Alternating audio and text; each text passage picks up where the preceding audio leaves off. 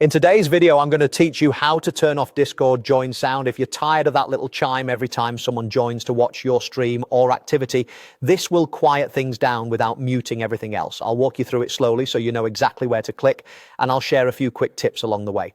First, open Discord. You can use the desktop app or the web version in your browser. Both will work for this.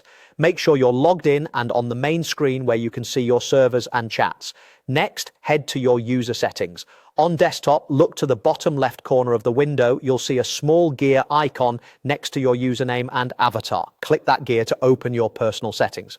If you're on mobile, you can find settings by tapping your profile picture, typically in the lower right.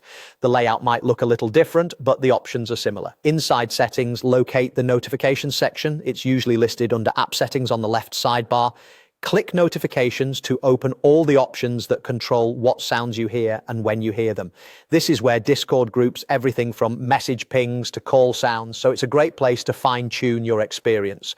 Within notifications, look for the sounds area. On desktop, there's a dedicated sounds tab or subsection that lists individual sound events.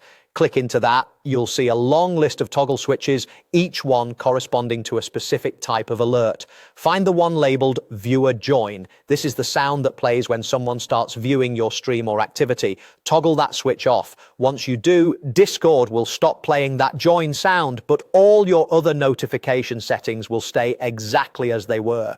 There's no save button to press here. Discord saves changes automatically, so you can simply back out when you're done. If you can't spot the sounds list right away, try scrolling within the notifications page or expand any subsections. Interface labels can shift slightly after updates, but the viewer join option will be there in the sounds list. And if you ever change your mind, just return to the same spot and toggle it back on. That's it.